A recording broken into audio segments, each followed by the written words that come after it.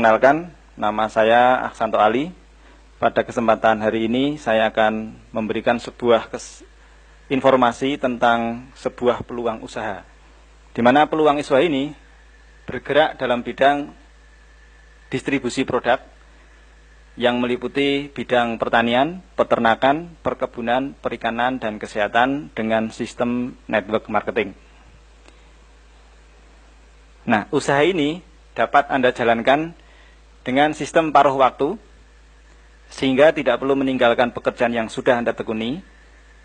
Fleksibel, artinya kapan dan di mana saja Anda bisa jalankan. Tidak harus dengan menggunakan modal yang besar, sehingga resikonya sangat kecil, tetapi memberikan kesempatan untuk mendapatkan penghasilan yang tidak terbatas dan dapat diwariskan. Tapi sebelum saya menjelaskan, saya ingin bertanya kepada Anda, siapa di antara Anda yang masih menginginkan penghasilan tambahan? Bisa tunjuk jari.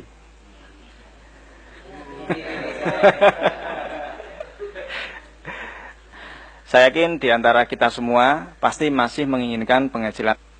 Yang menjadi pertanyaan adalah penghasilan tambahan seperti apa yang Anda inginkan.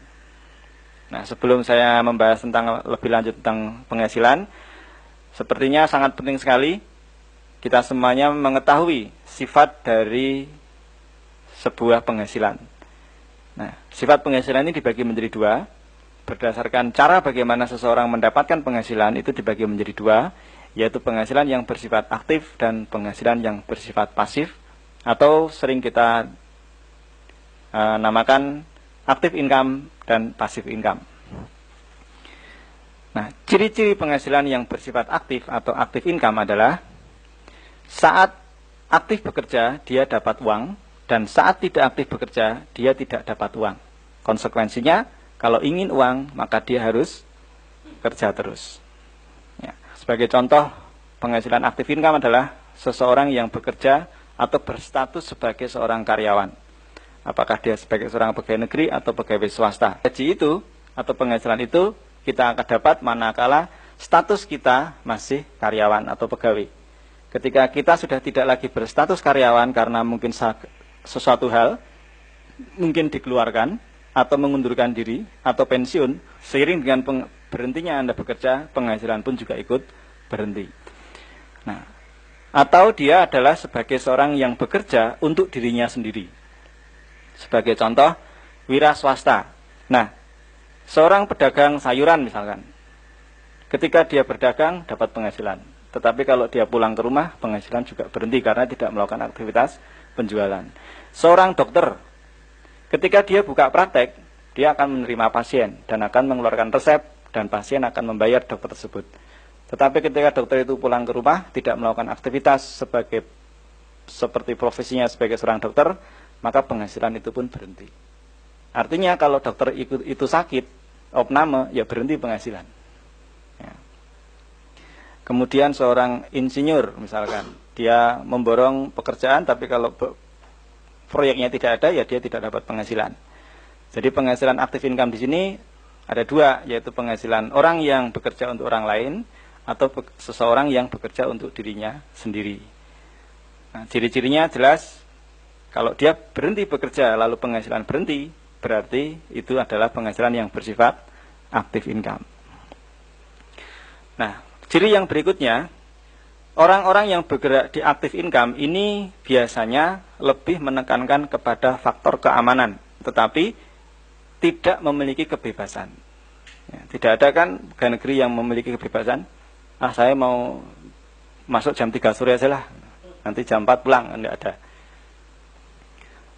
Misalkan, Mas, kalau wira swasta kan bebas, mau jualan sore hari, mau pagi hari, mau sore hari, ya bebas. Tetapi ada konsekuensinya.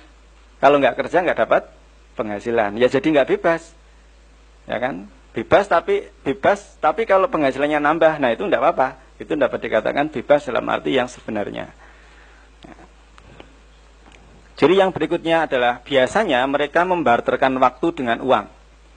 Ya, seperti seorang pegawai atau karyawan.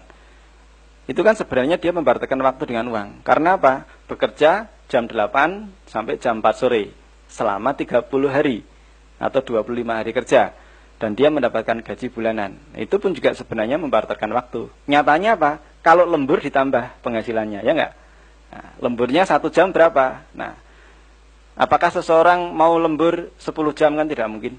Ya. Sebesar-besarnya tarif dia per jam, tetapi dia tidak bisa mengubah dunia menjadi 1 hari 30 jam.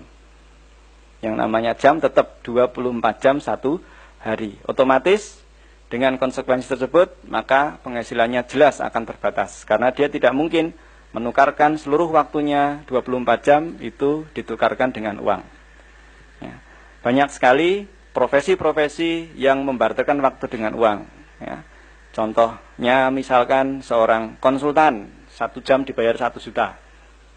Misalkan saja. Walaupun sebesar apapun, tetapi tetap yang namanya dia tidak mungkin menukarkan 24 jam seluruhnya dengan uang 1 jam. Apalagi yang hanya profesi sebagai seorang tukang pijat atau tukang batu yang hanya diberi upah 1 jam, misalkan 10.000. Ya. Jadi penghasilannya sangat terbatas sekali. Kemudian kita lihat yang passive income. Ciri-ciri seorang yang mendapatkan penghasilan passive income adalah dia bekerja atau tidak bekerja tetap akan mendapatkan penghasilan. Nah, contohnya adalah seandainya Anda memiliki rumah yang Anda kontrakkan, pada saat Anda membangun rumah, sebenarnya Anda telah bekerja, membangun, mengeluarkan dana investasi waktu, tetapi pada saat Anda membangun, Anda tidak mendapatkan income dari rumah Anda. Ketika rumah Anda selesai Anda bangun, kemudian Anda sewakan, pada saat Anda menerima uang sewa atau uang kontrakan rumah, itulah yang namanya penghasilan passive income. Karena apa? Karena Anda tidak lagi bekerja membangun rumah. Anda tidur di rumah, Anda mendapatkan penghasilan dari properti yang Anda miliki. Kemudian Anda memiliki deposito. Misalkan Anda memiliki deposito 1 miliar, maka setiap bulan Anda akan mendapatkan kurang lebih 8 juta rupiah per bulan kerja atau tidak kerja. Siapa yang bekerja? Uang Anda yang bekerja. Ya.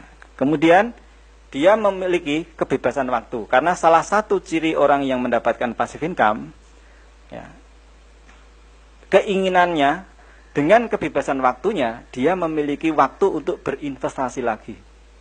Nah, oleh karena itu biasanya, kecenderungannya, orang-orang kaya adalah orang-orang yang berada pada posisi passive income.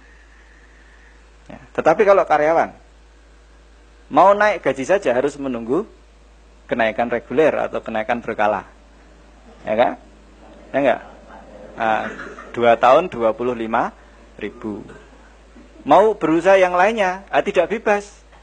Dia lebih menekankan keamanan, tetapi tidak memiliki kebebasan. Nah, inilah ciri orang yang passive income. Otomatis konsekuensi tadi yang telah saya ceritakan tadi apa? Penghasilan memang tidak terbatas karena dia lebih bisa mengoptimalkan, menginvestasikan waktunya. Dan sistem bekerja untuk Anda.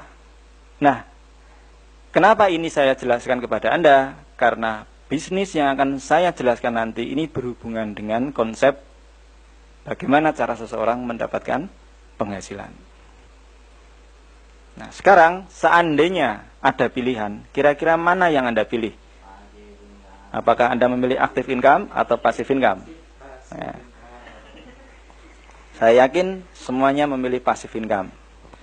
Tetapi kadang-kadang dia tidak bertanya bagaimana caranya mendapatkan passive income.